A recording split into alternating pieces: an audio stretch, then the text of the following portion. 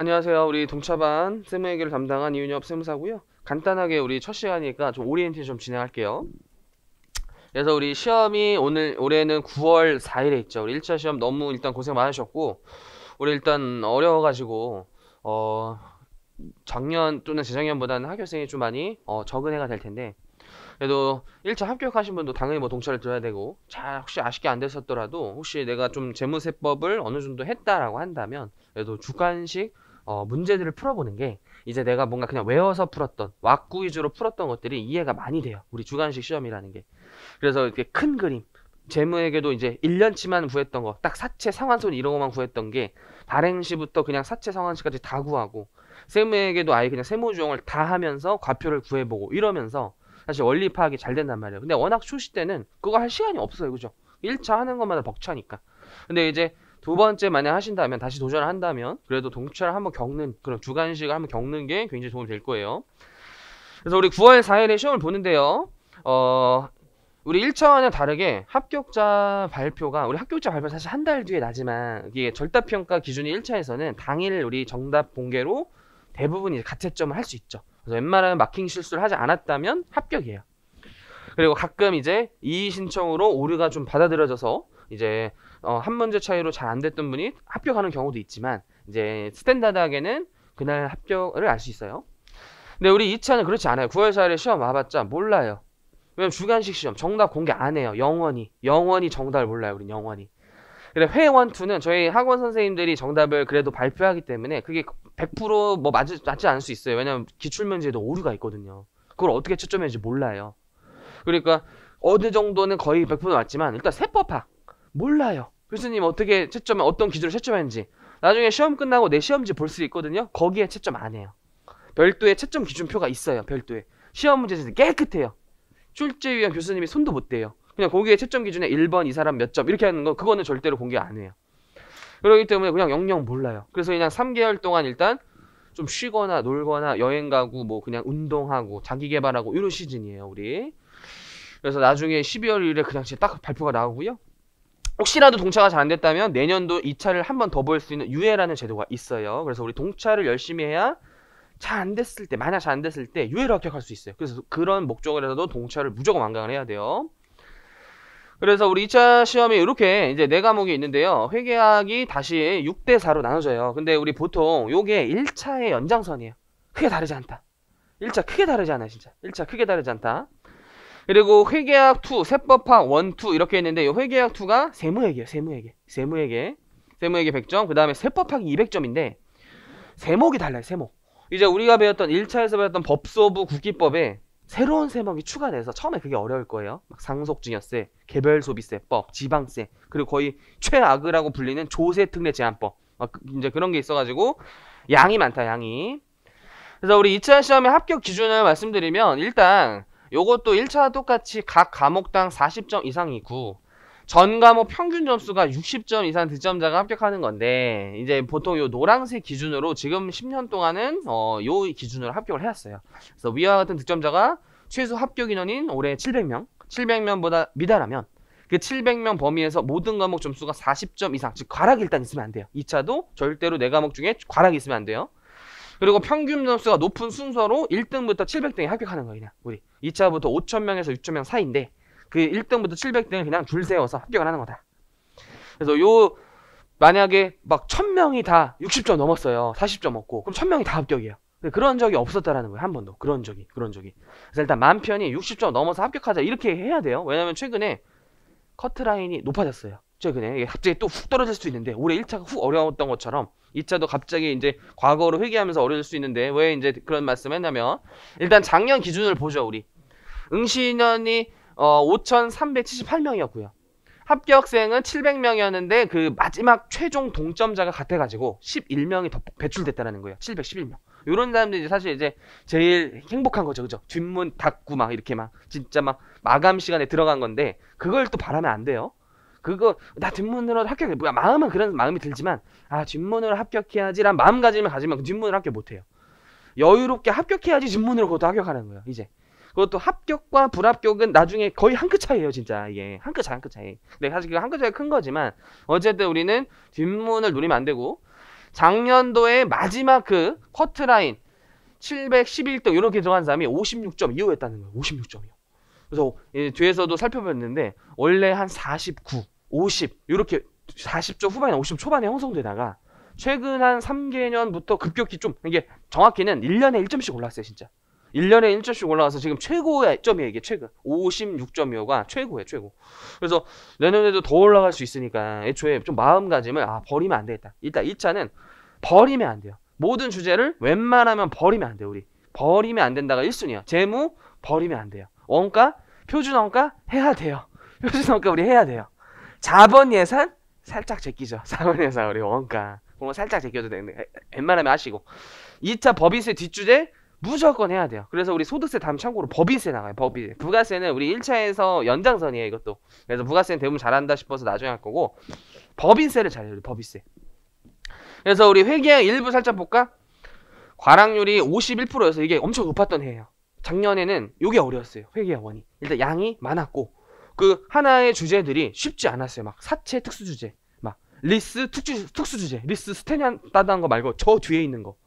그 다음에 지분법 고급 회계 나오고 막 그래서 막 재평가 그거 막 유형자산 대체하는 거 그것도 막 좀 까다롭잖아요.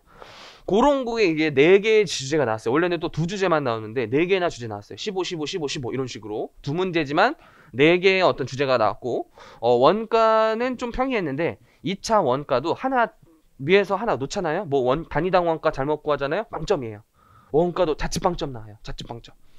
그래서 작년에 높았고 작년에 회계학투는 좀 쉬웠어요. 상대적으로. 이 최근 한 6년 동안 과락률이 가장 낮은 해예요. 51%가. 일단 우리 5,378명 중에 반이 40점을 못 넘는다는 시험이에요. 우리 경각심을 가져야 돼요. 이게 만만치 않아. 40점을 일단 반이 못 넘는구나. 우리 항상 약간 긍정적으로 생각하면 당연히 40점 넘는 이렇게 하지만 사실 그 반이 공부를 그거 안 했냐. 일단 1차 합격한 사람이 넘어온 건데 40점을 못 넘었다는 거잖아요. 이건 무조건 1차 합격생인데. 이게 일단 어려운 시험인 거예요. 일단 우리. 그리고 세법하기 30%라서 세법학 생각보다 과락률이 좀 적은데 세법학 쉬운 거 아니에요? 개 어려워요 사실. 개 어려워요. 이거 마스터하려면 진짜 270년 걸려요. 270년. 그냥 없어요. 깊이가 그냥 바다예요. 우리 공해예요. 공해. 근데 왜 그러냐? 다 못해서 그래요. 다 못해서. 우리 상대평가예요. 상대평가. 그렇기 때문에 이게 내가 그냥 옆에 학생들 수준에만 도달하면 그 점수를 이제 맞아가지고 사실 내가 60점 맞았지만 그게 사실 60점이 아닐 수 있어요. 그래서 이게 상대평가라는 이점을 이용해서 내가 세법학 진짜 모르겠어요. 처음에 2차 동차 때 그 고민 무조건 할 거예요. 세법학 어떻게 해야 될지 모르겠고요. 아무것도 모르겠어요. 어떻게 해야 될지 모르겠어요. 다 그랬어요. 근데 이게 점수는 잘 나와요. 점수 잘 나요. 왜냐면 일단 이게 주관식 그냥 어떤 이진법으로 0과 1을 채점하는 게 아니라 또 서술형을 채점하다 보니까 정말 말도 안 되는 좀 세법 지식을 써도 막 1점이라도 들어가요. 이게 1점이라도. 진짜. 근데 조금 비슷하게 썼다? 점수가 좀 많이 들어가요. 이런 식으로. 그러다 보니까 이게 과락률이 낮은 거지. 사실 어려움은 이게 가장 어려워요. 이게. 그래서 만약 진짜 출제 기간이 맘먹고 이걸 채점한다. 과락률 거의 진짜 80%예요. 진짜. 진짜 과락률 80%예요. 진짜 맘먹고 채점 안 해야 돼. 근데 그런 애가 굉장히 적어요.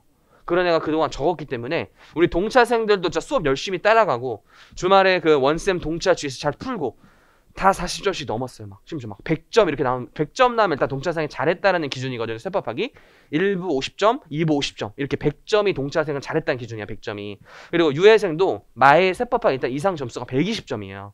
120점 넘으면 와 너 진짜 열심히 했구나. 잘했다. 약간 리스펙하는 그런 점수예요. 세법하기 기준으로. 이거는 물론 막 90, 80 넘어가는 사람도 있어요. 괴물들이 있어요. 우리 회계학 원 작년에 우리 해커스 학교장에 100점 있어요. 100점. 100점 진짜 깔끔하게 100점. 와, 그 사람 얘기해도 되나? 아이디가 웃겨서 그런데 아이디가 원재훈의 남자예요.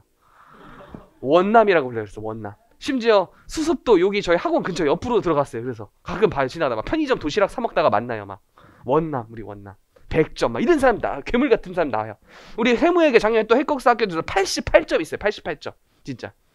그래서 요거는 진짜 괴물들이 있단 말이에요. 괴물들이. 그래서 그걸 도달해야 돼요. 근데 세법학 우리 막 공무원분들도 시험 보시잖아요. 우리 현직에 계신 분들도 상대적으로 수험생보다 점수가 잘 나오는데 그래도 막 진짜 60점 이상 나오기가 쉽지가 않아요. 원래 여긴 70점 넘었다. 그거는 거의 진짜 고수님 정도로 해석하시면 돼요. 진짜 거의. 그래서 여기 거의 만점 이상 60점 이상이다. 근데 그만큼 편차가 좀 낮아요. 조금 막 한 사람 좀 열심히 한 사람도 막 50점대, 좀 많이 열심히 하는 사람도 한 60점 이렇게 해서 편차가 크지 않다. 근데 요거는 못한 사람 가라. 사람 90점, 100점 막 이렇게 편차가 엄청 크기 때문에 우리 대부분 내가 좀 세법학에 유난히 재능이 있어요. 저 세법학 개 잘해요. 막 이런 분들은 당연히 이게 전략감으로 삼아야겠지만 우리 그냥 평균적으로 스탠다드하게는 회원투 고득점에 세법학은 이제 남들만큼 이런 식으로 하는 가장 스탠다드한 어떤 합격생의 어떤 평균 점수예요. 근데 이건 다 개별적인 상황이긴 해요. 일단 다 내 과목을 잘하는 걸 우리 생각을 해야 된다. 참고 우리 최연소도 저희하고 나왔던데 작년에 00년생 어쨌든 이렇게 최고령 최연소 이렇게 발표했고요. 이거 산인공 자료예요. 그래서 우리 그냥 이거 심심해서 살짝 볼까요? 우리 20대 323, 30대 315명 이런 식으로 20, 30대 주로 합격을 많이 했다. 근데 이게 또 만으로 측정이 돼 있어요. 참고로. 그다음에 40, 50대가 이제 한 60, 70명인데 요게 이제 대부분 아마 현직에 계신 분들일 거예요. 현직에 계신 분들. 그리고 남자 여사가 6대 4 정도. 이제 여성 비율이 38%니까 6대 4 정도. 그리고 금회 합격자라는 게 동차를 말하는 건데 사실 여기에는 3차가 들어가 있기 때문에 동차는 사실 많이 없어요. 여기 현실상.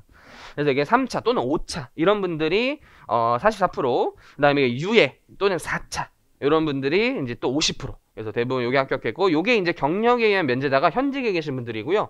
50명 정도인데 이제 음모론 쪽인 입장에서 막 이런 분들을 위한 TU가 있다. 없어요. 제가 보기에는 없어요. 뭐 진짜 뭐 그것까지는 모르겠지만 그냥 좀 제대로 보면 없어요. 왜냐면 저 건강한 합격이에요. 제 주변에 있는 그런 높으신 공무원분들도 많이 만나는데 다 떨어져요. 다 떨어져요. 깔끔하게 다 떨어져요. 그리고 옛날에는 회원투가 좀 평이했고 세법하기 좀 어려웠어요. 옛날에는 오히려. 그러니까 이분들이 좀 많이 합격했어요. 근데 요즘에는 회원투가 어렵다면 회원투가 어려우면 여기는 딱 실무랑 또 무관하기 때문에 어느 정도 이게 상관이 많이 없기 때문에 많이 떨어지세요. 많이. 그래서 50명 다 준비생이 엄청 많은데 매년 한 50명 이것도 좀 많이 합격한 거예요. 한 2년 한 3, 4년 전에는 막 30명 합격하고 그랬어요. 그분들이. 어쨌든 그런 거 생각하지 말자. 우리는 그냥 정직한 시험이에요. 우리 2차 시험 주관식 자기 실력대로 나와요. 절대로 저 합격생 중에 지금 그런 사람 못 봤어요. 어떻게 저 사람이 합격했지? 아무도 없었어요. 아무도. 다 잘하는 사람 합격했어요. 다 잘하는 사람. 1차는 가끔 진짜 완전히 찍신 내린 사람 있어요. 진짜. 맨날 좀 점수 안 나오는데 합격했어요. 이런 있을 수 있어요. 진짜 간혹. 2차 없어요. 그런 거 없어요. 진짜. 운에 자신을 맡기면 안 돼요. 절대로. 주제를 동차는 어느 정도 시간이 없으니까 조금 더 선별하는 거 있지만 그 이후에는 절대로 버리시면 안 돼요. 절대로. 절대 운에 맡기는 시험이 아니에요. 우리. 그 다음에 이제 제가 세무회계 담당자로서 이제 14년부터 이제 19년까지의 회투 통계를 가져왔어요. 이것도 산인공에서 나온 건데 이해 이거는 세무회계 평균 점수가 아니라 최종 커트라인 점수예요. 최종 커트라인 점수. 그래서 이때는 막 48점이 630등이었어요. 굉장히 낮았죠. 그죠? 그리고 이때도 52, 50 이렇게 하다가 점점 이렇게 1점 1점씩 오르다가 55.5 그 다음에 아까 20년도가 56점 그 마지막에 이런 식으로 조금씩 올라왔다는 거예요. 당연히 이제 수험생도 잘해진 것도 있고 또 이제 시험 기출문제가 어려워지다 보니까 그거를 대비를 애초에 그렇게 한 사람도 많아지고 이러면서 평균이 좀 올라간 것 같다. 근데 우리 회투 과락률 와 이때가 역대 수험계의 진짜 마의 해라고 불리는 해요. 과락률 75, 70, 75 말이 안 되는 거예요. 사실은 우리 이때도 5,000명, 6,000명씩 봤단 말이에요. 5,000명만 봤다고 해도 과락률이 75면 25%가 40점을 넘었다는 거예요. 그러면 1,000명이 일단 40점을 넘은 거예요. 거기에 600명 합격하는 거니까 그러니까 진짜 이때는 무슨 소리 하냐면 야 일단 회투 갈아 넣으면 거의 합격이다. 거의 이런 얘기 들었어요. 진짜 회투가 40점만 나와도 진짜 합격이다. 그럼 400명만 제끼면 되는 거니까 그 정도로 마의 해였었어요. 이때가 진짜. 왜냐면 이때가 이 13년 일부러 안 가져온 게 13년은 지금 풀어도 너무 쉬운데요? 진짜 쉬웠어요. 이때는 13년도는 12년도 쉬웠어요. 이게 급격히 변곡선을 이룬 시점이 이상의 14년도부터예요. 14년도부터 이때부터 자료가 일단 겁나 많아져가지고 시간 안에 못 풀어요. 그리고 문제 자체도 굉장히 좀 어려웠고 막 이제 막 특수 주제 같은 것도 많이 내고 특히 이 15, 16의 공통점이 뭐냐면 부가가치세가 신고서 양식이 나와가지고 겁나 어렵고 시간도 겁나 오래 걸려요. 근데 우리 세무회계를 하다 보면 결국 부가세가 일단 전략 과목이 돼요. 근데 부가세를 너무 의존하면 안 되는 게 20점밖에 안 돼요. 다 맞춰도 20점인데 일단 다 맞추기 쉽지 않고 잘하는 사람이 한 17점 맞거든요. 그럼 남은 선생님 23점 맞으면 되잖아요. 쉽지 않다는 거예요. 그게 쉽지 않다는 거예요. 일단 그게 우리 근데 이제 여기서부터 조금 급격히 좀 평이해지더니 57점 60% 이때는 사실 과락률이 더 높아야 되는데 이 해가 오류가 많았어요. 사실 이때가 유난히 이때가 오류가 진짜 많았어요. 그래서 이게 오류가 있으면은 유일하게 제채점이 들어가요. 세무회계가. 원래 세무회계 그런 거 없어요. 0 아니면 1이에요. 그냥 맞았다면 틀렸다인데 오류가 났는데 풀었어요. 이게 사실 오류가 났으니까 이게 어떻게 할 수 없잖아요. 안 푼 사람은 점수를 줄 수는 없지만 푼 사람은 점수가 들어가요. 그래서 뭐라도 우리 공부해서 막 써야죠. 그럴 걸 대비해가지고 빈 공석이 웬만하면 있으면 안 돼요. 오류를 대비해서. 그래서 이제 이때 점수가 다들 한 10몇 점씩 그로스업 됐어요. 우리 그로스업 배당가산에 우리 이중과세 조정. 아, 죄송해요. 너무 세무회계스러웠다. 아무튼 이렇게 2차의 가장 복병, 이게 과락률이 가장 높았다. 근데 세법하기 사실 어렵지만 아까처럼 말한 상대평가의 기준 때문에 그런 거고, 회2는 그런 거 없다. 이거는 그냥 맞으면 맞은 거고 틀리면 틀린 거야. 내가 20점이면 20점이야. 내가 40점 40점이야. 정직한 거야. 이런 오류나는 간혹 그런 예외적인 상황 말고는 정직하게 점수가 나온다. 그래서 쉽지 않고요. 우리 마음가짐을 든든히 잡아야 돼요. 우리. 그래서 이제 주제 한번 보자. 요거 이제 일단 적을 알아야지 100점 백승하죠. 그래서 우리 1, 2, 3, 4 일단 4문제로 크게 구성이 돼요. 근데 1번이 소득세가 나올 때가 있고 또는 법인세가 나올 때가 있어요. 랜덤이에요. 랜덤. 알 수가 없어요. 어쨌든 1번, 3번 30점씩 출제가 되는데 보통 요즘에는 1번이 소득세가 많이 나오더라고요. 근데 옛날에 또 몇 년 동안은 법인세가 1번으로 나왔어가지고 그거는 잘 이제 유도리 있게 보셔야 돼요. 그래서 30점 출제가 되는데 이거는 일단 좀 이따 설명드릴 거고, 요 안에 보통 자료가 3개에서 4개 많으면 5개 이렇게 주어져가지고 자료 1이 금융소득, 자료 2가 뭐 예를 들어 사업소득, 그 다음에 자료 마지막이 세액공제, 수익공제 뭐 이런 식으로 랜덤으로 그렇게 보통 자료가 3개 많으면 4개 이런 식으로 출제돼가지고 금융소득 자료로 이제 주관식 구하고 사업소득 자료로 구하고인데 좀 진짜 어렵게 나왔다. 자료가 연결돼 있어요. 이게 좀 어렵게 나오면 내가 막 기타 소득 자료만 가려는데 갑자기 그 기타 소득 자료에 막 연금이 숨어져 있어가지고 그 연금 소득 자료 구할 때 그걸 막 꽂아 넣어야 돼요. 막 이렇게 진짜 좀 어렵게 나오면 소득세가 자료가 연관돼 있어요. 그냥 거주자 갑에 21년도 소득이 출제되는 거예요. 그거 진짜 좀 어려운데 이제 스탠다드하게는 잘은 연결이 안 돼요. 잘은. 어쨌든 그것도 이제 수업 시간에 계속 설명드릴 거고, 그 다음에 이제 법인세가 일단 50점이에요. 법인세가 일단 50점이에요. 법인세를 잘해야 돼요. 법인세를 마스터해야 돼요. 그래서 요 2번에 20점으로 출제되는 게 보통 수험생들이 제끼는 특수주제들, 뒷주제들 있죠. 보통 그 15장 이후로 과표 세액, 최저한세, 청산소득금액, 연결합병 막 이딴 거 있잖아요. 우리 거의 보통 제끼는 거 1차에서 그게 20점으로 보통 출제돼요. 근데 어떤 애는 그냥 앞에 주제 막 의제배당 이런 게 출제되는 해도 있기는 해요. 네, 대부분은 여기가 특수주제가 출제되고요. 그래서 수험생들이 아예 빵점이에요. 대부분 그냥 주제를 대부분 못 들고 들어가는 경우가 많다 이게. 그리고 요게 이제 보통 그 앞부분에 해당되는 것들이 있죠. 의제배당, 뭐 수입배당금, 접대비기부금, 지급이자 그거에 대한 세무주종 물음이 좀 이제 자주 출제가 돼요. 그래서 요게 그나마 이제 점수를 많이 따내야 되는 게 부분 점수를 많이 가져갈 수 있어요. 예를 들어 우리 접대비 한도초가 하나 놀라서 틀렸지만 그 이전까지 튀어나온 세무주종 같은 거 맞으면 다 점수가 들어가요. 하나하나 1점이에요. 보통 세무주종 하나가 보통 1점이고 한도초가 이거는 여러 개를 고려해서 나오는 거기 때문에 그거는 3점, 막 많으면 4점 이런 식으로 배점이 되고, 그냥 뭐 송금빌산이 대손충당급 전기 한도초과의 자동추인 뭐 이딴 거를 10점 주면 않겠죠. 1점 그런 건 1점. 그런 식으로 해서 여기서 점수를 최대한 그래도 보수적으로 주어가야 돼요. 우리가. 그 다음에 마지막 부가세 20점 출제돼가지고요. 보통 부가세는 자료 2개에서 3개. 그래서 매출세액 10점, 매입세액 10점인데 대부분 겸용사업자로 출제가 돼요. 그래야지만 뭐 겸용사업자의 어떤 특수 주제와 그냥 일반 과세자의 특수 주제를 한꺼번에 물어볼 수 있기 때문에 보통 겸용사업자 매출세, 겸용사업자 매입세, 간혹 간이가세자 또 자료 하나 더 뜨고 뭐 이런 식이에요. 뭐 진짜 어렵다? 가산세 나오고 그럼 어차피 다 죽는 거고. 그래서 이 100점 중에 일단 동차생의 목표는 50점 이상을 목표로 하는 거예요. 일단 최소 점수를 50점 이상 목표로 하자. 그러려면 일단 우리 1차에서도 느꼈지만 버리는 게 없어야 돼요. 왜냐면 뭐가 어렵게 나올지 모르니까. 우리 1차 세법 올해 기타 세법 겁나 어려웠어요. 역대급 어려웠어요. 왜냐면 대법원 판례 겁나 냈어요. 틀려 낸 거예요. 그걸 수험생이 그것까지 다 대비하냐? 그럼 다른 걸 못해요. 왜냐면 그 판례 뭐가 나올지 어떻게 알아요. 근데 법인세 계산 문제, 방정식 뭐 이딴 거 돼가지고 좀 제껴도 법인세 말 문제 쉬웠어요. 외납세 공제 10년 그게 그냥 문제였어요. 그죠? 그거 체크하면 2.5점. 부가세 쉬웠어요. 소득세 평이했어요. 나쁘지 않았어요. 60점 이상은 맞을 수 있었어요. 그렇게 흘러 들어가면. 근데 우리가 법인세 제꼈다. 기타랑 부가 들어갔다. 위험해요. 그쵸? 위험해요. 기타세법 어렵게 나올 수 있으니까. 이것도 마찬가지예요. 우리 부가세랑 일단 소득세 몇 개 가져가서 저 40점 넘을래요. 위험해요. 부가세 어려운 해 나오는 애는 무조건 꽝락 나요. 골고루 다 해야 돼. 일단 제일 중요한 건 다 해야 돼요. 다 해야 된다. 그래서 워빗의 뒷주제가 오히려 쉽게 나오는 추세예요. 교수님도 아는 것 같아요. 너희 어차피 버리잖아. 공부 한 애들은 맞추게끔 출제할 거야. 이런 느낌이에요. 제가 보면. 앞에 주제들 의제배당 개 어려워요. 공부해도 거의 시간도 엄청 오래 걸리고 막 못 풀게끔 막 출제가 해요. 뒷주제 쉬워요. 뒷주제 배점도 커요. 배점도 커요. 막 하나에 막 3점, 5점 막 이렇게 해버려요. 그러니까 우리 뒷주제 잘해야 된다. 뒷주제.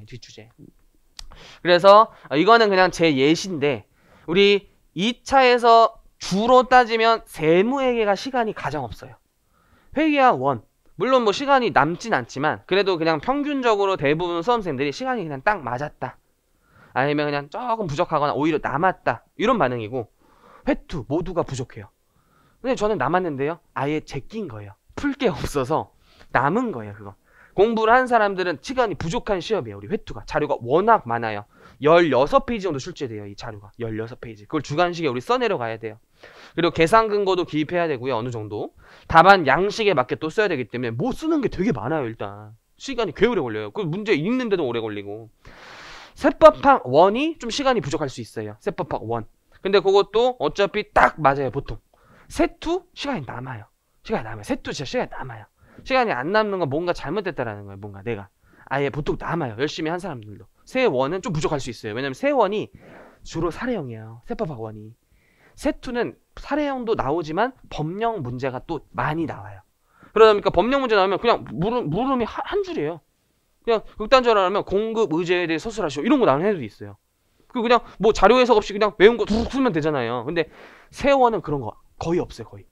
다 막 사례가 막 이만해가지고 일단 막 내 갑, 을, 병 누군지 막 사건을 분석해가지고 이게 뭐지? 이게 심지어 내가 본 사례여도 시험장에서 그거 다시 파악하는 게 오래 걸리는데 처음 본 사례가 시험에 나온단 말이에요. 근데 그걸 안 풀 수는 없단 말이에요. 어쨌든 처음 봤지만 내가 배운 이론대로 이거겠지 이렇게라도 무조건 써내려 가야 된단 말이에요. 그러니까 시간이 오래 걸렸죠.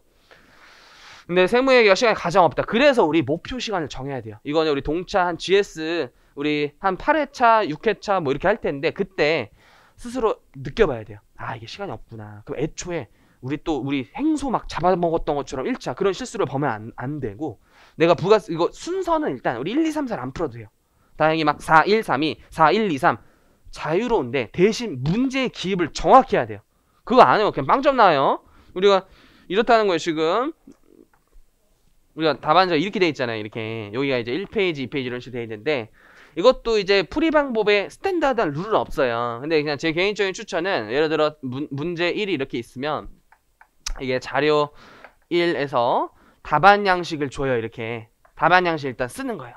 물음을 먼저 읽어야 돼. 항상 물음을. 아 이걸 물어보는구나. 이거에 맞게 내가 자료를 찾아야겠구나.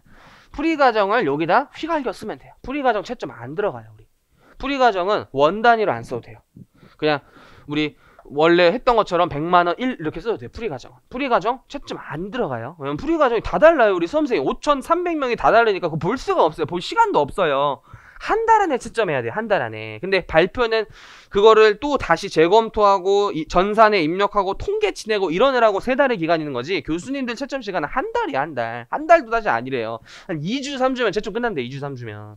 그냥 그리고 참고로 한 분이 4문제 내는 게 아니라 4분이 4문제 내요. 한 문제를 한 분이 내는 거예요. 한 문제를 한 분이. 그래서 1번 교수님이 1번만 채점하는 거예요. 주구장창 기계처럼 1번만 딱딱딱딱 정답 이제 나중에 외워져요. 그래서 순식간에 채점해요. 순식간에. 풀이 과정 안 봐요. 근데 풀이 과정은 당연히 없이 이거 나오면 이거 천재예요. 우리 세무사 준비하시면 안 돼요. 우리 나사로 가세요. 풀이 과정이 없을 수가 없는 시험이에요. 그러니까 풀이 과정을 반드시 기입할 것 이런 단서가 있어요. 우리 시험지에. 풀이 과정은 쓰되 채점이 안 들어가니까 좀 자율 형식으로 간략하게 써도 된다. 이런 거에서 시간을 허비하면 안 된다. 이걸 막 깔끔하게 쓰고 어떤 좀 약간 조금 되게 좀 뭐랄까 정교하게 쓰려면 막 자대고 이것도 막 되게 이쁘게 쓰는데 시간이 없어요. 시간 없어요. 그 시간에 우리 요거 더 빨리 풀어야 돼요. 그래서 요거는 반드시 원 단위로 써야 돼요. 답안 양식은 흥분해서 막 시험장에서 이것도 원 단위를 안 쓴 분이 그러면 빵점 될 수 있어요. 무조건 원 단위로 쓰세요. 우리 답안 양식은 무조건 원 단위로 쓰세요. 재무에게도 세무에게도 이거 시간 없어서 단위 이렇게 교수님 기분 나쁘게 하지 마세요. 단위 100만 단위로 전 쓸래요. 막 이러면서 막 이렇게 하지 말라는 거예요. 절대. 원 단위로 무조건 기입하세요. 원 단위로 답안 양식은. 그래서 예를 들어 내가 부가세부터 풀었는데 부가세를 맥스 이 시간을 넘어가면 안 되겠다. 이런 것들을 정해두고 시험장에 들어가야 돼요. 안 그러면 말려요. 우리 행소법처럼 말려요. 뭐가 어렵게 나올지 모르니까 각 문제마다 내가 목표 시간을 정해두고 그 목표 점수라는 걸 설정해놔야 돼요. 왜 그러면 또 부가세 만점 맞아야 되지? 개어려워요. 우리 행소법 개어려워요. 나 80점 맞아야 되는데 개어려워요. 그러면 시간을 그건 2시간 줘도 3시간 줘도 어차피 65점이란 말이에요. 그럼 빨리 20분 끊고 다 찍고 재무에게 더 풀어서 60점 넘어야 되는데 그게 쉽지 않다는 걸 경험했어요, 우리. 근데 우리 인간은 항상 같은 실수를 반복하니까 이거 세무에게서 겪을 수 있단 말이에요. 절대 안 돼요, 우리. 부가세 25분 끊고 어렵다. 빨리 법인세 가자. 쉬운 거 주워 가자. 또 빨리 이제 25분 풀고 빨리 소득세 가서 주워 가자. 또 빨리 이제 주워 가자 해서 이삭 줍기로 탁 끌어모아가지고 일단 50 넘기고 시간 남았다? 아까 오래 걸리는 거 풀어보자. 이런 식으로 가야 된단 말이야, 항상. 그래서 목표 점수와 목표 시간을 설정해 둘 거. 이거 굉장히 시험 전략이 되는 것이다, 전략. 그래서 우리 기본서는 세무회계 엔딩 요걸로 이제 진행할 텐데 1, 2, 3 이렇게 나눠져 있고요. 혹시 지금 질문 때문에 설명드린 건데 그 뭐지? 이름이 뭐였지? 핸드북. 그거는 1, 2, 3 그냥 모아둔 거예요. 수험생 어떤 이제 요청하시는 분들이 우리 좀 한 권으로 묶어주세요 이런 분들이 있어가지고 이제 묶어놓은 거고, 우리 엔딩에는 혹시 1차 때 우리 계산형을 소홀히 했다 이런 분들을 위해서 최근 1차 문제를 실어놨어요. 계산 문제만 세무에 대비해서. 그래서 조금 내가 계산이 부족하다 한다면 엔딩에 있는 계산도 풀고, 내가 1차 때 계산 좀 열심히 했다라고 한다면 우리 연습서 문제 여러 번 풀고 이런 식으로 이제 하시고, 그 핸드북에는 그래서 1차 문제가 없고 그 이론만 있어요. 이론만 참고로. 그리고 항상 우리 학원이 그래도 원쌤이랑 저랑 강조하는 게 법조문을 사실 보는 게 가장 좋다. 그런데 법조문을 보는 게 사실 수험생이 현실적으로 쉽지는 않다. 이게 보는 게 어려우니까. 그래서 정말 중요한 것들, 오히려 법조문 보니 이게 더 잘 되는 것들, 그런 것들을 좀 필기노트식으로 드릴 거예요. 그게 오늘 나눠드렸던 프린트예요. 그게. 그리고 문제집은 연습서인데 이게 이제 기출문제 플러스 저희 학원 선생님들이 만든 문제들이에요. 그래서 이 연습서만 다독하는 것이 세무회계의 지름길인데, 절대로 일단 중요한 거는 연습서만 풀면 망한다는 거예요. 연습서만 풀면 망해요. 그러면 시험 성적 절대 안 올라요. 엔딩이든 아니 본인이 가든 다른 기본서든 진짜 뭐 노랭이든 진짜 뭐 그냥 본인이 가든 이론서든 무조건 이론서를 병행해야 되고 이론서를 많이 봐야 돼요. 심지어. 그래서 어차피 문제 푸는 거 아니에요. 문제지만 풀면 안 되는 거 아니에요. 그럼 원리 파악이 안 돼요. 근데 기출문제가 우리 똑같이 안 나온다는 경험했을 거예요. 그죠? 결국 그 문제를 통해서 이론을 내가 깨우쳐야지 조금 응용되고 새로운 게 나왔을 때 맞추는 것이지, 이 연습서를 달달 보면 우리 연습서는 100점 맞아도 시험장에서 가락 나와요. 그거 제대로 모르면 가락 나와요. 절대로 연습서만 보면 안 돼요. 이걸 많이 봐야 돼요. 사실 문제는 한 3번 5번 풀면 되고 그 시간에 이걸 풀어야 돼요. 근데 10번 풀면 합격한다 이런 또 말도 안 되는 소리가 있는데 아니에요. 절대. 그 사람은 이론을 많이 본 사람이에요. 그게 생략되어 있는 설명이었어요. 우리 10번 풀어 떨어진 사람이 훨씬 많아요. 왜냐면 그거는 문제지만 외운 거거든요. 문제지만 외우면 우리 합격 못해요. 절대로. 우리 2차는 정직해요. 1차는 조금 맞고 외워도 맞추는 게 많은데 2차는 그런 거 없어요. 제대로 아는 사람은 맞출 수 있게 출제가 돼요. 주관식 시험이 그런 거예요. 그래서 이걸 봐야 된다. 이거 우리 이론서를 꼭 많이 봐야 된다. 그냥 보는 게 아니라 많이 봐야 된다. 많이. 그리고 이거를 또 손으로 풀지 눈으로 푸는 거 절대 안 돼요. 우리 아예 손이 아작 날 정도로 푸는 거예요. 손이 다 군살이 100이고 연습장이 이만큼 쌓여있어요. 합격생이 다 그게 본인의 어떤 그 실력 쌓는 연습장 길이다. 그래서 막 제트 스트림 있죠. 수도 없이 버렸어요. 저도 한 20개는 버린 것 같아요. 2차 때 1년 동안만. 그리고 지금도 아직도 군살이 배겨 있어요. 영광의 상처라고 믿어요. 다 그래요. 그래서 다 그래요. 그렇게 안 하고 합격한 사람 없었어요. 선생님 눈으로 풀면 합격했는데 없어요. 다 손으로 풀어보고 틀리고 좌절하고 기분 나쁘지만 또 해야지. 이거 이 하나를 맞추기 위해서 해야지. 이렇게 버티고 끝내 하면 고득점이 도달해 있어요. 근데 그게 그 과정까지 진짜 힘들고 험난하고 내가 실력이 올라가는지가 느껴지지가 않아요. 이게 한 방에 팍 올라가 있거든요. 계속 정체되다가 팍 올려는 변기점이 있어요. 안 떨어져요. 그다음부터 진짜 안 떨어져요. 그 세법 파악을 해야 돼. 세법 파악 그 다음에 힘을 많이 쏟아야 돼요. 그래서 그 과정까지를 연습서와 엔딩으로 반복을 많이 하자라는 거예요. 지금 중요하다. 너무나도 중요하다. 우리. 그래서 오리엔테이션 간단하게 마쳤고요. 바로 이제 수업을 간단하게 진행할게요. 그래서 우리 소득세, 법인세, 부가세 이렇게 나갈 거예요. 우리 법, 부 이렇게 나갈 거다. 왜냐면 그래도 우리 법인세가 우리 회계학의 좀 토대로 이루어지기 때문에 재무회계를 조금 나간 다음에 그래도 하려고 그런 취지가 있고, 부가세는 이제 회계학 토대가 많이 없고 상대적으로, 그리고 1차 때 열심히 하는 분들은 어렵지 않아요. 그래서 이때는 다들 힘이 빠지는 시점이기 때문에 가장 쉬운 걸 뒤로 뺀 거고요. 소득세도 사실 어렵죠. 소득세 2차 특히 어려워요. 쉽지 않기 때문에 소득세 30점 하고, 그 다음에 법인세 진짜 힘있게 다 다루고, 그 다음에 부가세 이렇게 할 거예요. 그래서 목표는 일단 소득세 8번, 법인세 12번, 부가세 4번 이렇게 할 거예요. 그래서 지금 23번이 배정되어 있는데 약간 한 번 정도 보강하는 걸 목표로 삼는 거예요. 목표. 작년에 한 28번 하긴 했어요. 28번. 근데 그것도 적은 거예요. 사실 적은 거. 그것도 적은 거. 어쨌든 이렇게 진행할 예정이에요. 그래서 우리 엔딩 먼저 펴보자. 엔딩.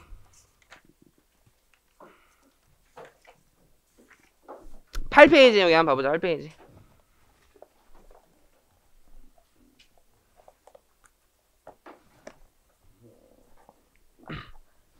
연습서도 원이요. 원. 우리 원. 연습서 원. 그죠? 이게 부가세, 소득세고, 우리 세무사 시험은 상속세 증여세법이 세무회계에서 나온 적은 지금 10년 동안 없어요.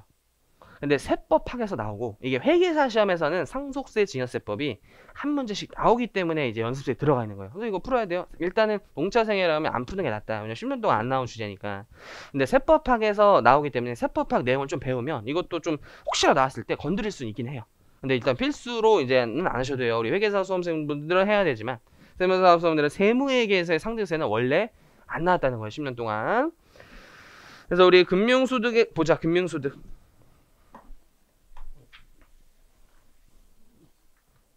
그래서 우리 금융소득은 일단 큰 그림을 한번 그려볼까요? 우리 금융소득. 그래서 시험이 어떻게 나오는지 일단 유형 파악을 한번 해볼게요. 그래서 우리 이자, 배당 합쳐서 금융소득이라고 하는데, 일단 내가 번 돈을 총 수익금액이라고 세법은 지칭해요. 이것도 똑같이. 근데 일단 금융소득 공통점은 일단 경비라는 걸 인정하지 않아요. 그쵸? 일단 직접적으로 들어간 경비를 확인하기가 어렵고요. 실제로 거의 없어요. 그래서 별도의 경비 인정해주지 않지만, 배당소득의 이중과세라는 문제 때문에 그로스업이라는 금액을 가산해가지고 이제 이자소득 금액과 배당소득 금액을 측정한다. 일단 요게 스탠다드하게 출제가 돼요. 이렇게 이자소득, 배당소득, 그로스업 금액을 구하시오. 이게 일단 스탠다드하게 출제가 돼요. 그리고 금융소득은 참고로 10년 동안 9번 출제됐어요. 2차에 그냥 무조건 나와요. 안 나온 적이 없었어요. 회계사건, 세무사건 무조건 일단 금융소득은 10년 동안 안 나온 적이 없었다. 무조건 해야 되는 거죠. 근데 또 역설적으로 표현하면 매년 나온 주제 쉽지 않다는 거예요. 일단 주제 자체가 교수님이 맨날 낸다는 건 쉬운 주제가 아니라는 거고, 실제로도 어려워요. 그래 하나 틀리면 빵점일 수 있어요. 무조건 해야 돼요. 근데 매년 나오니까 이런 거 매년 나오는 건 해야 돼요. 내가 그 한계를 맞추기 위해서 열심히 해야 돼요. 그래서 2차는 우리 1차에 좀 안 배운 것도 배울 거예요. 그래서 요게 일단 한 문제로 출제가 되고요. 근데 이제 다른 소득은 다 없었다. 뭐 사업 근로가 없었다는 가정하에서는 요 이제 금융소득 금액을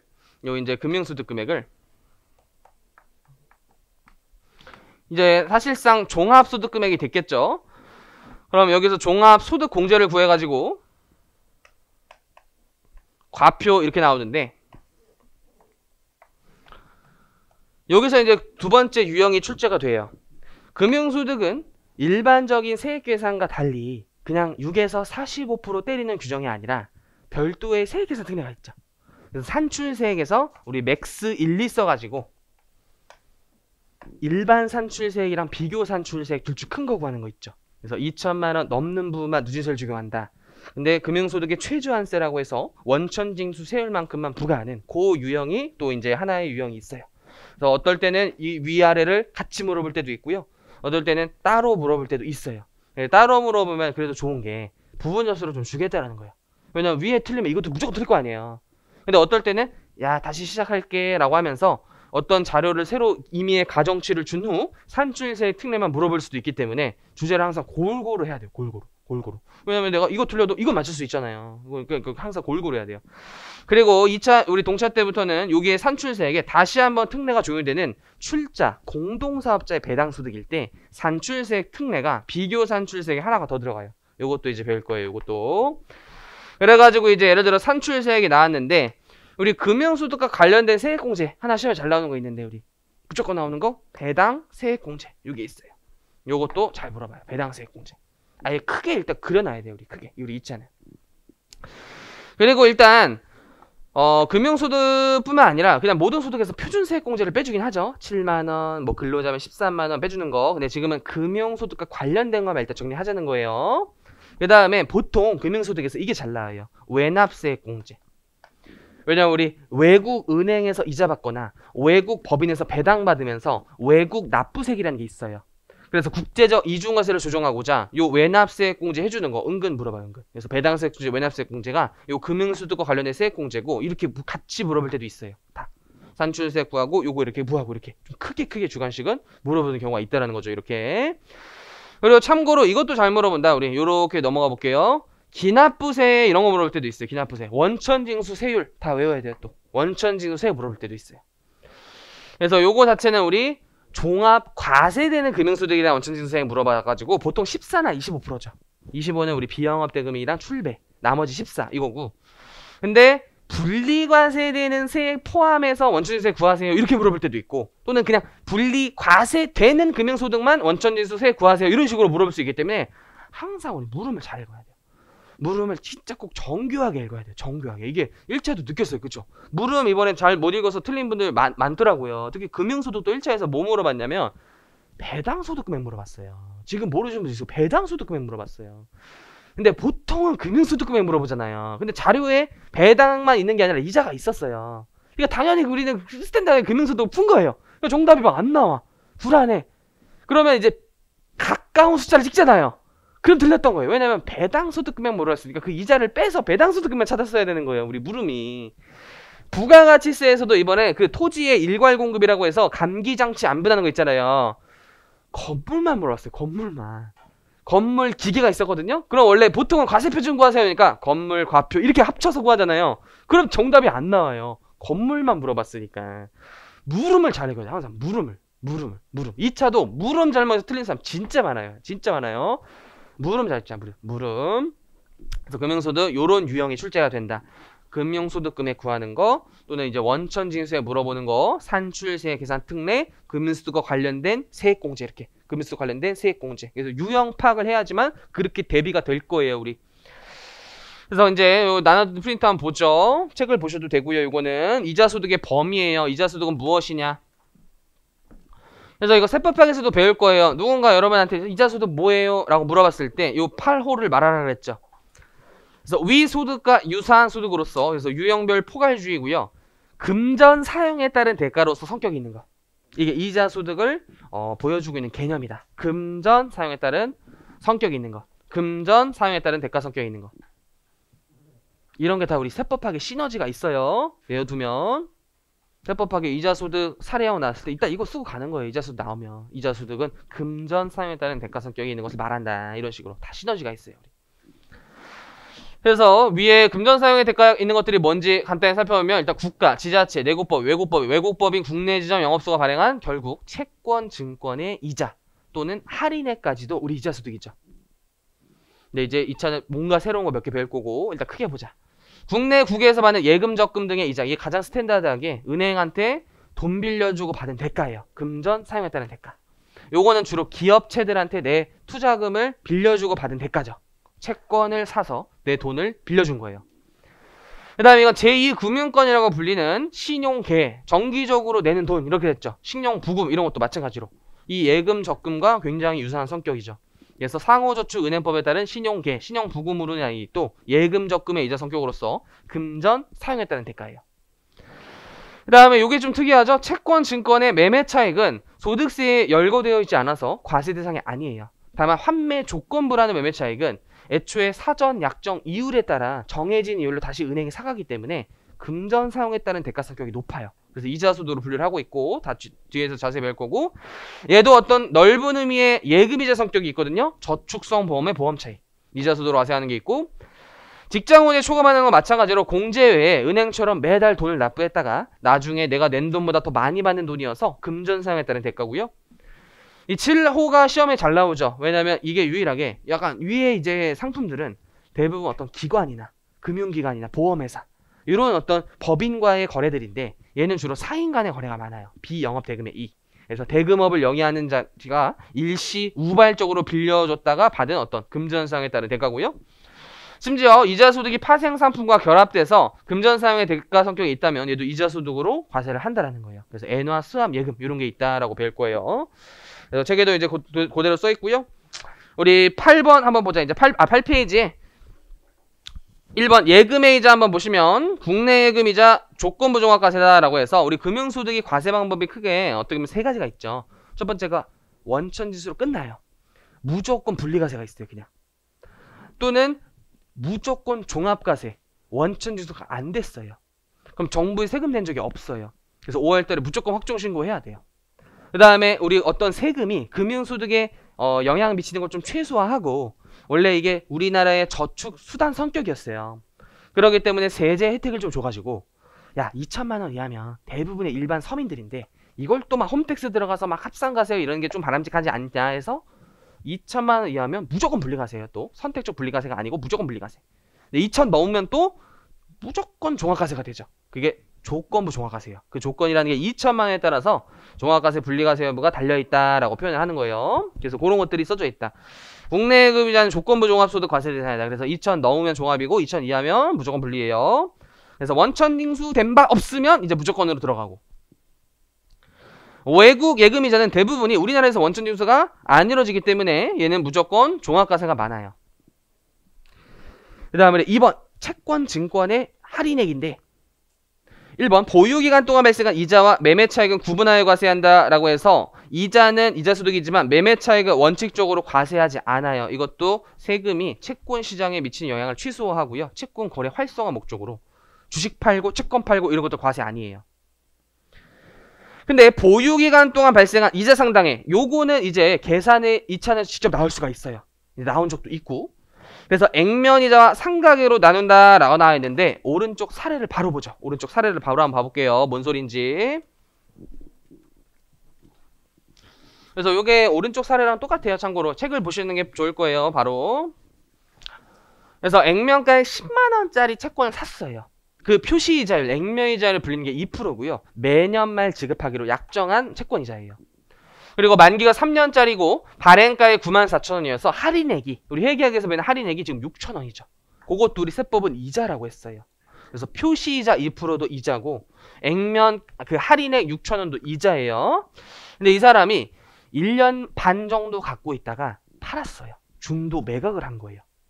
그래서 매매 차익은 우리 과세 대상이 아니지만 이 보유기간 동안 갖고 있던 이자, 그게 지금 이자소득이라고 했죠.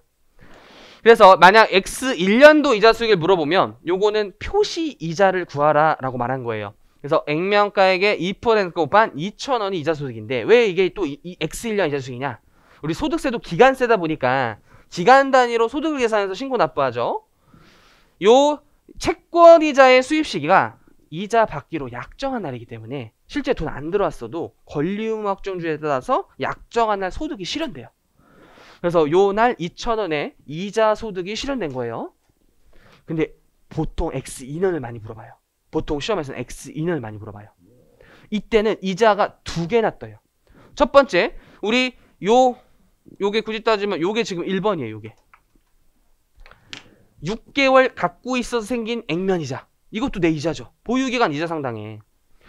그래서 10만원 곱하기 2% 곱하기 365일면 181일 원칙적으로 세법은 일수로 계산해야 되는데 간혹 출제 교수님이 소수점 단위를 싫어하셔가지고 그냥 가정에 따라서 월할 계산하세요 이렇게 줄 수도 있어요. 항상 우리 법보다 교수님의 가정을 우선시 적용하는 거예요. 항상. 그럼 월할 계산 또 하세요. 이렇게 이런 식으로 12분의 6 이런 식으로 하라는 거예요. 12분의 6 이런 식으로. 근데 원칙은 일할 계산 원칙은. 그래서 그냥 이게 이렇게 하면 약 1,000원인데 일단은 지금은 그냥 이론을 배우는 거니까. 근데 이제 할인액 중요하다. 할인액.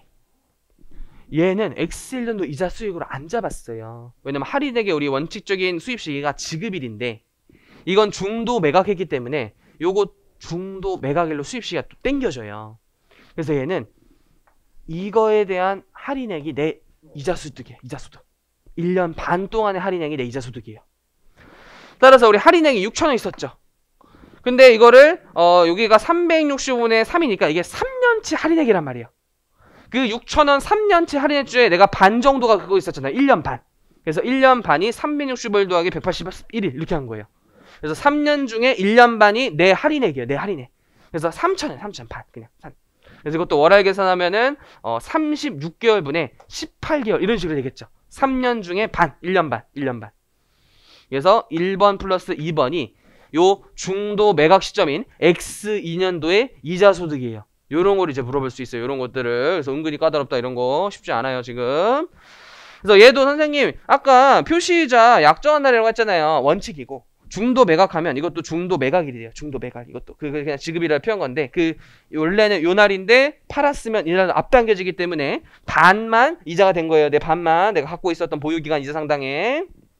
그게 채권주가 이자는 이제 왼쪽 봐보자. 2번. 보유기간 동안 발생한 이자 상당액은 액면이자 플러스 상각액. 그게 할인액이야. 할인액 사실. 그래서 요 금액을 합한 보유기간 상당 이자액을 구하는 공식은 다음과 같다.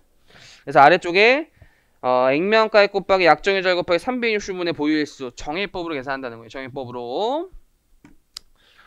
그래서 나머지 보시고 3번도 좀 볼게요. 3번.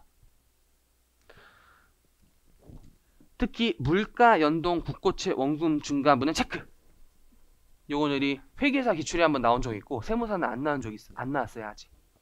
근데 이게 세무사에만 나왔고 회계사에 안 나온 거 몇 년 안에 나와요. 또 회계사에서만 나왔고 세무사에 안 나온 거 몇 년 안에 나와요. 그래서 꼭 보라고 한 거예요. 이게 15년 이전분 발행분은 애초에 그냥 국가가 발행한 채권이다 과세 대상이 아니었는데 15년 이후부터는 야 이거 원금 하락분을 국가가 보존해 주는데 금전 사용 대가 성격이 너무 높다. 이자 소득으로 바꿨어요. 그래서 15년 이후 발행분 이것도 좀 외워야 돼요. 어쩔 수 없이 이 차는 연도도 좀 외워야 돼요. 이게 원금 하락분을 보존해줘서 금전 사용에 따른 대가예요. 그래서 취지 같은 거 적지 않으셔도 돼요. 왜냐면 제가 웬만하면 이게 동차가 시간이 없어서 필기 시간을 줄이려고 이걸 또 드리는 거예요. 이게 어떻게 보면 원래 칠판에 필기되는 필기 노트예요. 그래서 여기다 적어놨어요. 우리 여기 3번에다가 좀 적어놨다. 여기 3번에다가 최초 차입금의 물가 상승에 따른 가치 하락 보상 성격으로서 금전 사용에 따른 대가 성격이 높아서 15년 이후부터는 요 물가 연동 국고채 요거에 해당되는 이자 소득을 과세했다. 3번을 좀 힘있게 보고 나머지는 그냥 한번 참고 목적으로 보세요. 그 다음에 3번에 환매 조건부 채권의 매매 차이 이렇게 나와 있는데 1번 사전 약정일 중요하다. 그래서 은행이 환매 기간이라는 게 사고 파는 기간이죠. 그 기간에 사전 약정일을 적용해서 보통 현실에서 6개월 아주 많으면 1년 요 사이에 다시 사가는 거예요. 근데 그때 애초에 시장 이자율로 움직이긴 하는데 어쨌든 사전 약정일로 움직이기 때문에 요거는 사실 은행이 6개월 뒤에 얼마에 사간다라고 미리 계약이 되어 있잖아요. 그럼 마치 내가 은행에 예금 넣고 6개월 뒤에 빼는 성격과 똑같으니까 은행에 돈 빌려줘도 받는 대가 성격이다. 이자 소득으로 분류를 한 거예요. 그래서 환매 조건부란 워딩이 중요해요. 환매 조건부. 얘는 금전 사용에 따른 대가예요.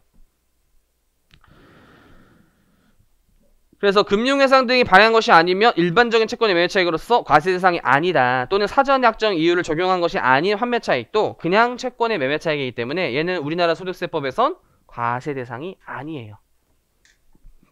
그래서 환매 조건부 채권 매매 차익 보통 이렇게 한 줄로 출제되고 4번 저축성 보험 차익 좀 까다로워요. 그래서 이거는 좀 정리를 해야 되는데 요거는 좀 그 필기 노트를 보죠. 그래서 보험의 보험 차익을 좀 정리해야 돼요. 보험의 보험 차익 이렇게.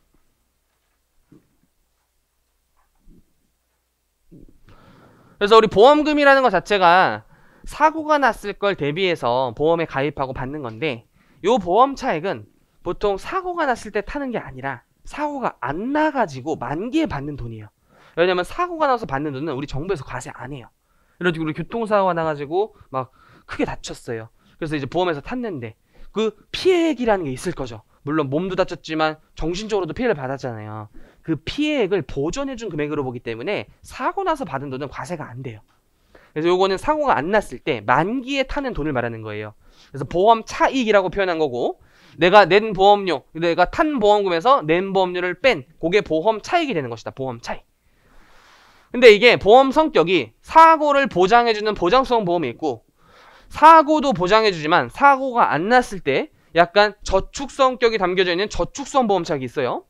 그래서 이건 세법 영역은 아니지만 이해를 돕기 위해서 가져온 그냥 이론이에요. 그래서 보장성 보험은 보험사고 발생했을 때 피보험자에게 약속된 돈을 주는 보험 상품이고요. 요 단어가 좀 중요해요. 중도 해약이나 만기 시 받는 돈이 납입료를 초과하지 않는데요. 그래서 보장한다는 거예요. 그리고 왜 가입해요? 사고 났을 때 많이 준다고요. 사고 났을 때. 교통사고 나면 많이 준다고요. 사고 안 나면 보험회사가 수익이고 나는 손실이에요. 나는 손실. 그래서 이건 소득이 없어요. 이 보장성 보험일 때 지금 이렇다는 거예요. 보험금을 예를 5천 탔는데 내가 낸 보험료 6천이에요. 이게 보장성 보험이에요. 보장성. 근데 사고 나면 많이 탄다고요. 사고 나면. 그래서 얘는 소득이 아니에요. 우리.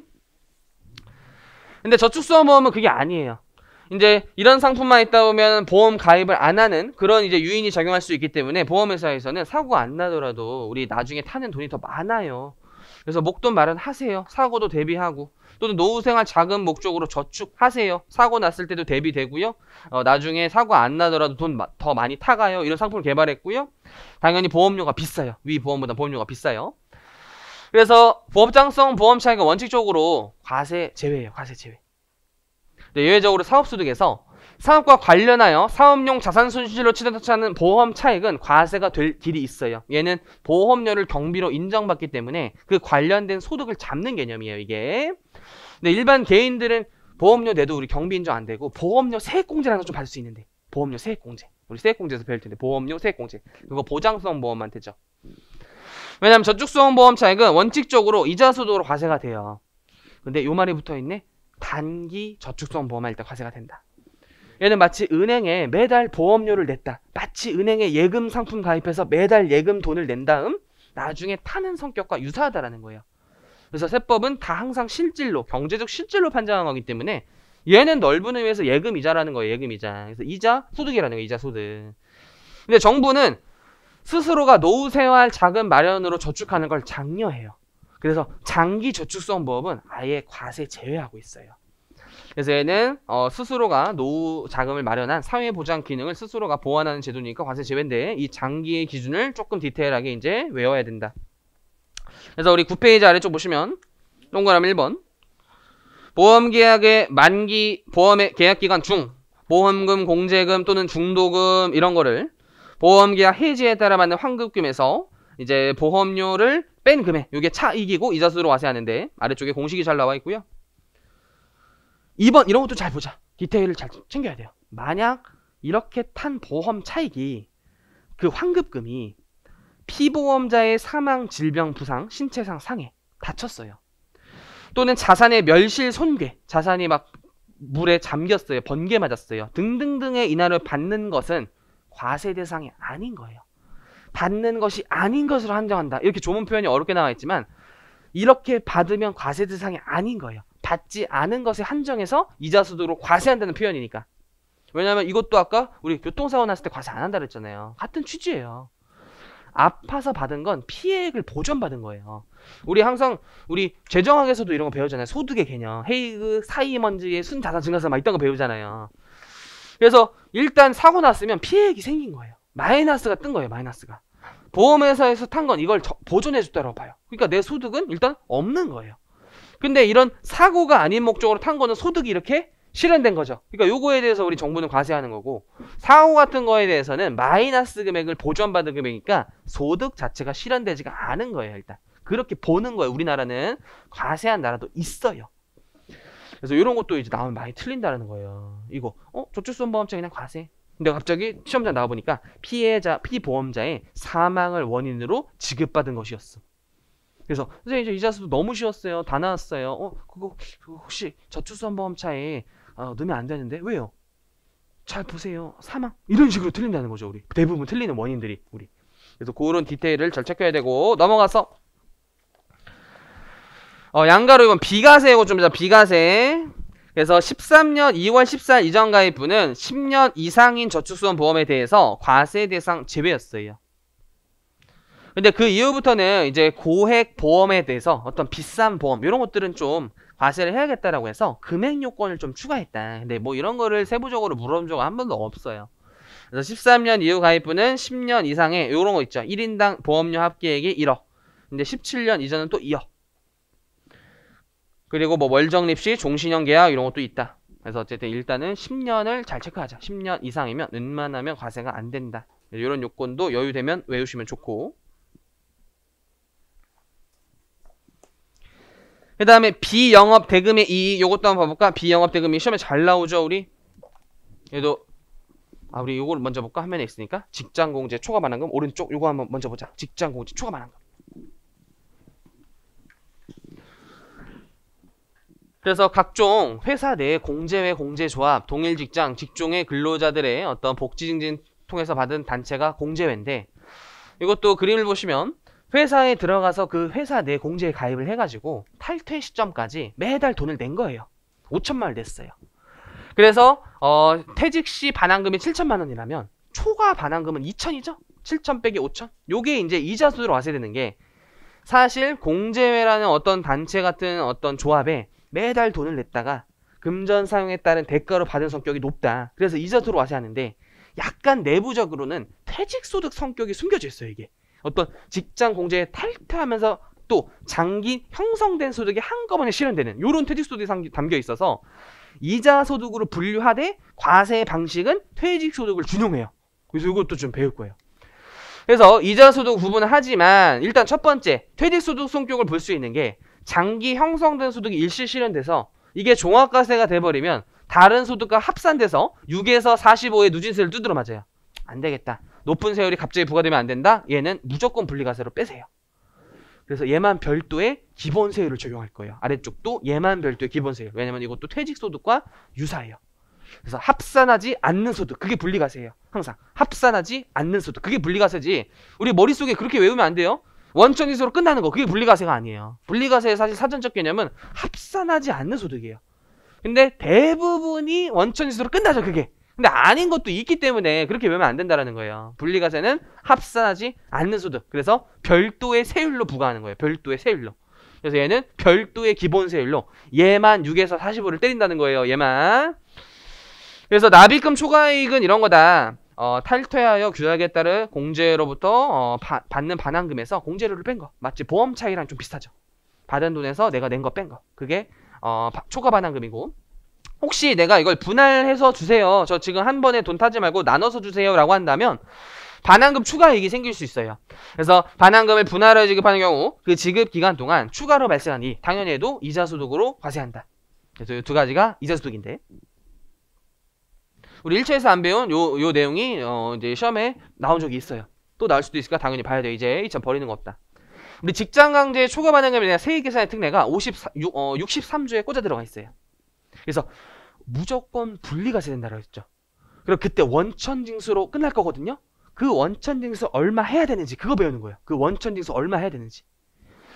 그래서 직장공제 초과 반환금에 대해서는 그 금액에서 다음 각 호의 금액을 순서대로 공제하세요. 일단 약간 구워보면 여기 일단 순서대로 공제하래요. 일단 여기까지 차근차근 봐야 돼 우리. 그래서 첫 번째, 직장공제 초과 반환금의 40%에 해당하는 금액을 공제하래요. 이게 과거 퇴직소득의 기본공제 제도예요. 지금은 사라졌어요. 근데 옛날에 있었던 퇴직소득의 기본공제여서, 야, 장기대 형성된 소득이니까 40% 빼주고 시작하자라고 하는 거예요. 그러니까 60%만 과세하자 이런 거죠. 40% 빼, 그러니까 60%만 과세하자 이거예요 일단. 그리고 야, 5년 낸 사람이야, 10년 낸 사람 좀 차등 둬야지. 많이 납입했으면 납입연수 공제라는 거 해줘라는 거고, 다행히 이건 문제에서 주어져요. 다행히도 이거 문제에서 안 주어지면 그냥 교수님 욕하고 안 풀면 돼요. 어떻게 이걸 외워요 또. 그래서 이런 건 주어진다, 이런 건. 그래서 5년이 할 때 뭐 30만 원 곱하기, 예를 들어 딱 5년이면 5년 곱하니까 150만 원을 또 빼주자는 거죠. 예를 들어 이제 10년이면은 5년까지가 150이었으니까 5년 초과하는 이제 10 빼기 5 하면 다시 5년 곱하기 50만 하면 250이죠. 그러니까 400만 원. 이런 식으로 그냥 자료 넣으면 돼요. 그래서 이제 정리해보면, 여기까지 정리해보면 우리 직장공제 초과 반환금이 이런 식으로 과세가 된다. 첫 번째, 요 초과 반환금의 40%를 일단 공제해준다는 거예요. 기초공제. 그래서 책을 살짝 훔쳐보면 책에는 그냥 60% 곱해져 있어요. 빨리 구하라고. 그냥 40% 묶으면 사실 이게 이렇게 되는 거죠. 사실은 초과 반환금 묶으면 1-40% 되니까 60% 되는 거죠. 사실은. 그리고 납입연수 공제 이렇게 빼줄 건데, 요거를 이렇게 일단 묶어보자. 이렇게.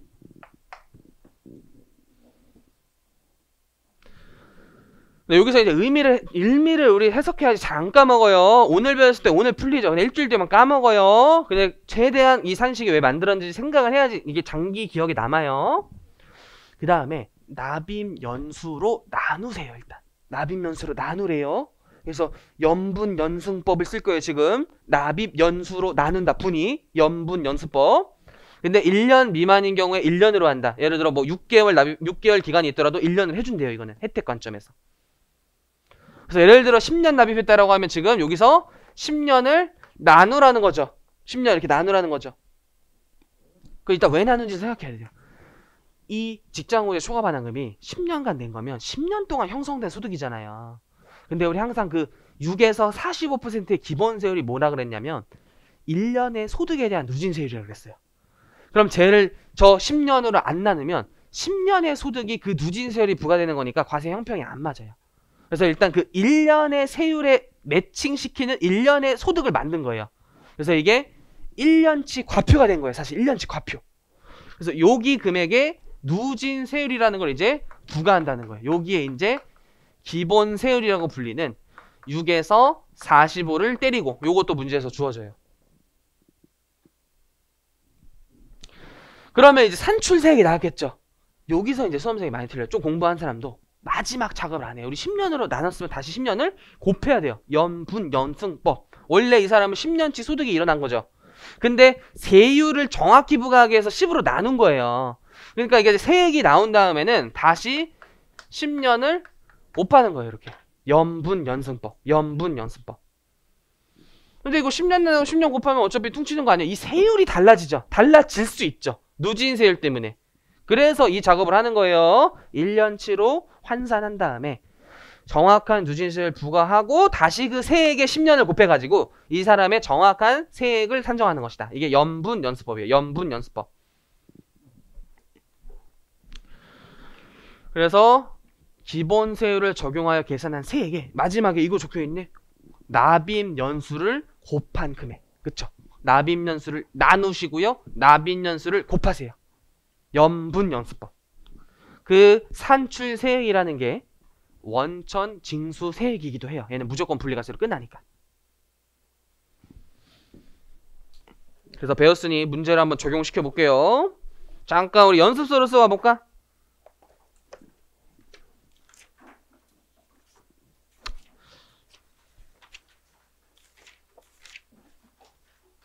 아, 여기 있다. 우리 363페이지. 참고로 연습서에 굉장히 많은 노력과 투자를 했는데 일단 해설에 중점을 했어요. 해설이 지나치게 길면 가독성이 떨어진다라 그래서 해설을 웬만하면 한 페이지에 집어넣으려고 노력을 많이 했어요.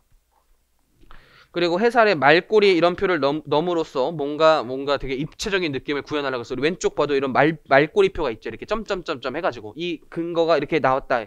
요거를 말꼬리표라 하면 해설이 길어져가지고 책이 그냥 두꺼워져요. 사실. 그래서 책을 좀 가독성 높이기에 이런 단어를 썼고 막 글씨체, 글씨 크기 이런 것도 막 몇 번의 편집을 거쳐서 사실 나온 책이에요. 그래서 여기 22번에서 우리 요것만 딱 풀어볼 거예요. 우리 갑의 금연수도 자료인데 제시된 금액들은 국내외에서 원천세액 차감하기 않은 금액이 되는 단서에 있고 물음 2번을 보자. 직장공제 초급반환금에 대하여 원천 징수할 세액을 다음의 형식에 따라 제시하시오. 이렇게 해가지고 만약에 이렇게 이제 주관식 시험 나왔다라고 하면 지금은 진짜 기본반이니까 일단 내 문제집에 이 답안 양식을 먼저 쓰는 거예요. 사실은 원래 물음 1 이렇게 하고 이렇게 1번 종합소득 과세표시 이렇게 쓰고 2번 종합소득 산출세액 쓰고 또 물음 2 이렇게 해가지고 직장공제 이걸 다 써야 돼요. 이거를 다 써야 돼요. 선생님 1분만 쓰면 안 돼요. 다 써요. 합격생들 다 썼어요. 이거를 다 쓰고도 90분 동안 다 풀고 그랬어요. 그렇게 만들어야 돼 우리는. 그리고 풀이과정을 여기 써도 되고 아니면 풀이과정을 이 밑에 써도 되고 그건 자유예요. 그건 자유예요. 근데 저는 이렇게 하긴 했었어요. 물음을 그냥 이 물음 1, 2를 박아놓고 여기에 풀이과정 쓰고 그다음에 여기 공간 나오면 그냥 거기 구질구질하게 쓸 필요 없이 넘기면 돼요. 우리 혹시라도 한 장 다 썼다. 또 받아서 2장 내도 돼요. 그렇게 해도록 법이 우리 시험 제도가 그렇게 나와 있어요. 그래서 공간을 너무 이렇게 촘촘히 쓸 필요 없고 여유롭게 띄어 써도 돼요. 오히려 답안지가 잘 보이게 보이는 게 훨씬 좋아요. 그래서 막 여기 막 이렇게 구질구질 써가지고 절대로 근데 그거면 안 돼요. 우리 여기에 우리 이렇게 되어 있는데 여기에 좀 공간들이 있어요. 아 내가 한 줄만 더 쓰고 싶어요. 한 줄을 막 이렇게 해가지고 이렇게 답을 이렇게 쓰세요. 이야 이렇게 빵점 나요. 왜냐면 채점할 때 무슨 어떤 정해진 틀에 이걸 꽂는데 이거밖에 안 보여. 이거밖에 교수님은 그걸 꽂으면은 이 밖에 사이드가 아예 안 보이게 돼 있어요. 채점할 때 이거 한 줄 넘어가도 채점 안 돼요. 다음 장 그냥 쓰면 돼. 다음 장 무조건 이 안에 들어오게 쓰세요. 우리 나중에 GS에서 설명드릴 텐데. 그래서 지금부터 연습장에 웬만하면 훈련하세요. 2차 연습장에 주관식 문제 풀 때는 2차 연습장에 웬만하면 훈련하세요. 우리 설명회 때 준 거 있죠. 그거 2차 연습장이에요. 그래서 위에 올라가서 우리 1번에 나와 있네. 14년 9월 1일에 A의 직장 공제에 가입하여 21년 6월 31일 퇴사할 때까지 총 3천의 공제를 냈는데 총 4천의 반환금을 수령했네. 그럼 일단 초과 반환금 얼마예요? 1,000만 원. 그리고 지금 요 문제에서 요걸 빼놨는데 원래는 문제에서 주어져요. 이 납입연수 공제가. 우리 어디 책에 모아놨던 것 같은데 이번에 풀이하면서 어디 모아놨더라. 어디 이런 양식을 여기 맨 뒤에 있다. 728에 이런 것들이 책이 또 두꺼워지니까 맨 뒤로 가보자. 여기에 좀 모아놨었어요. 그죠? 그래서 혹시 연습할 때는 요것만 이렇게 복사하거나 맞죠? 요걸 뭐 이제 핸드폰 찍거나 이런 식으로 해가지고 요게 시험에선 주어져요. 근데 우리 문제마다 집어넣으면 또 문제가 두꺼우니까 이 공통 세율 및 소득 공제표를 여기다 이제 모아놨다는 거예요. 그죠? 요것도 이제 바꾼 거 이번에. 그쵸? 그래서 종합소득세율 밑에 여기 3점 이거 있죠? 직장 공제 및 초과 반환금 공제 이거 있잖아요. 그죠? 그래서 다시 앞쪽으로 와보면 근데 참고로 이 40%는 안 주어져요. 이거 40% 우리가 외우고 있어야 돼요. 이 납입연수 공제만 주어진다는 거예요. 이 40%는 참고로 안 주어져요. 그래서 이 사람 지금 납이 얼마 했는지 세야 되죠 일단. 그러면 손가락으로 세는 거냐. 15, 16, 17, 18, 19, 20. 그 다음에 6년 이상이네. 1년이 안 되는 기간. 1년으로 한다라고 아까 괄호에 있었던 거. 7년이에요 일단 7년.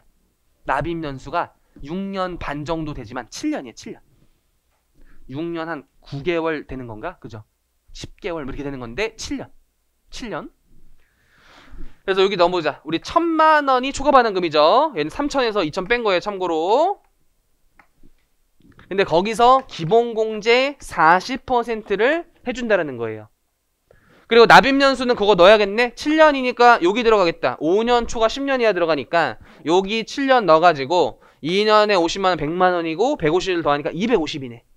요거네 요거. 그쵸? 그러면 600에 250 빼니까 이게 사실 350이 나오거든요. 이게 지금 350만 원 이렇게 나온 게 과표예요. 과표. 근데 이건 지금 무슨 과표? 7년의 과표. 7년 동안 형성된 과표예요. 우리 세율은 1년치 소득의 세율을 곱할 거예요. 그러니까 7년을 나누는 거죠. 일단 이렇게. 거기에 기본세를 적용하면 사실 우리 기본세율 1200 이하 구간이 6%이기 때문에 이게 좀 센스 있으신 분들은 얘가 7년 나눠도 어차피 1200 이하고 350도 1200 이하니까 사실은 이 작업을 할 필요 없이 6%만 곱하면 돼요. 근데 지금은 일단 원리 원칙대로 해볼게요. 그래서 7년 나눠도 50만 원에 6% 구간을 적용하면 돼요. 우리 1200 이하는 6%예요 그냥. 그리고 다시 7년 이렇게 곱하라는 거예요. 그렇게. 근데 이거는 지금 누진세율이 적용 안 되는 사례였기 때문에 요거를 생략을 해도 어차피 정답이 똑같이 21만 원이가 나올 거예요. 21만 원이가. 그죠? 근데 원리 원칙대로 지금 배우는 거죠. 누진세율이 적용되는 문제가 나올 수 있으니까 반드시 연분 연승법으로 하세요. 반드시. 그래서 정답 21만 원 이렇게 해서 보통 이거는 2점에서 3점이에요. 2점에서 3점. 이런 식으로.